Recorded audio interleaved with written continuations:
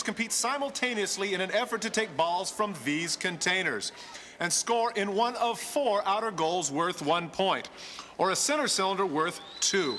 Of course, that's very geometric in its precision, but in fact, they will have to take on 3 gladiators.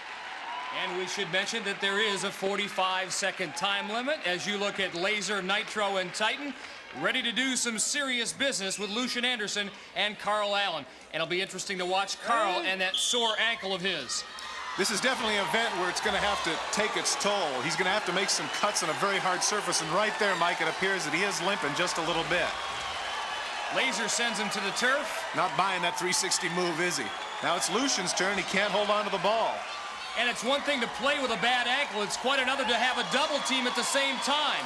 And Lucian was able to take advantage of that, Mike, as he cuts to the side and is able to get it in. What a shot Laser just delivered there. Up top. This is not an easy game, needless to say. Good move there by Lucian. A little stiff arm and arm over. He was able to get a point. So is Carl. As Lucian gets in flying again, and referee Bob McElwee has blown the whistle. Again, some of the new rules here in the quarterfinals. You are not allowed to tackle, not allowed to hold. Laser has been thrown out. That was what we call the clothesline. Definitely, Mike. Right there, he comes up on top and throws Lucian down. Tough shot there. So Lucian is credited with the goal. Referee Bob McElwee about to resume play. 8 seconds to go. And Carl Allen gets in one more point. And, you know, on the scoreboard, that may not appear like much, but the way he's gimping around, that's going to be of great satisfaction to him down the line. It's a long competition, Mike. In a lot of cases, you want to look back to your successes to make you feel a little bit better as the competition proceeds. Here we see Lucian Anderson complaining vociferously to Bob McElwee about the treatment he's been getting from the Gladiators. Well, Lucian, don't protest too much because you won this match of Powerball by a count of 4-2. And Bob's saying, I can't see everything out there, but all Lucian wants to say is, hey, man, see this? I just got the elbow to the side of my ear. And he turns around and says, yo, Bob, how about a call? Hey, people, this guy deserves a little bit of credit, too. Carl Allen, he lost the match. He lost the match to Lucian Anderson, but consider this, he's playing on just 1 foot, 1 leg. That ankle obviously bothered you a great deal. Oh, there's no question about it. It bothered me a lot. I was just lucky to go out there and do the best I could and score 2 goals. Lucian's a fantastic athlete, and he was more or less being paid more attention than I was, and I couldn't even get off. Carl Allen. Well, certainly in one of the more rigorous Powerball competitions, Lucian Anderson takes the measure of Carl Allen by the score of 4-2, and after 2 events, has a lead in the competition by 7-5.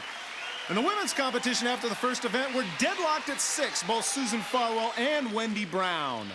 And now we get a chance to look at the Gladiators they will be competing against, Lace, Zap, and Blaze.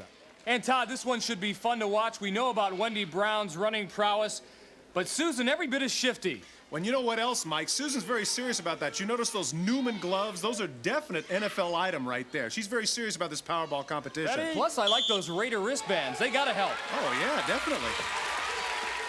And look at Wendy Brown covering the ground with those strides. My goodness. Ready? Oh, my God, look at that! Took on Zap, and Zap took her down. She's not afraid, Mike. Todd, she's got one strategy and one strategy only. Wendy Brown does. No tackling allowed. Zap is going to have to hit the sidelines. Oh, that's too bad, because you know that Zap wanted that. Look at her taking a bow. She likes the fact that, oh, sure, I got out, but it's because I'm physical, Jack, not because I'm afraid. Now the field of play is really going to be open as we watch Zap deciding the best way to stop Wendy Brown is to send her to the ground. And Wendy Brown complaining about it, and in this case, unlike Lucian, she gets her wish. 28 seconds remaining. Both women should benefit by the field of play being a little bit larger now. No doubt about it, and both women are going to the middle to see as much score as often as they can get. And right there we see that Lace pulled Susan Farwell by the garment. I think that's going to cost her. And that's exactly what happened. Bob McElwee says, no go. She's going to get that automatic goal. We see that Susan Farwell has faked her out, and there she's headed for the goal, but nope, right there. Got her by the American Gladiator, as a matter of fact. Now 18 seconds remain. No fun there for Blaze. 2-on-1. Good improvisation there by Wendy Brown, though, to get that one in the middle. And Blaze is in a no-win situation here. It's just too tough. And look at her pounding it out. That's great. There's no more room left in that center cylinder, but Susan bangs it in anyway. And Wendy Brown, after getting the gratuitous pat on the rump from Susan Farwell, is none too happy with a 12-12 tie. As wild a game of Powerball as we have seen in quite some time on American Gladiators, and in the end, just one Gladiator left. Blaze, I felt sorry for her out there. I couldn't believe it. They changed the rules in midsection. I thought at least I'd have someone in, helping me out, but it was wild. Blaze, does this event need a little more equity for you? I think we need a little more equity in the referee, if you ask me. Now he's doing the best job he possibly can. Don't get on him. One gladiator against two contenders doesn't seem very fair to me.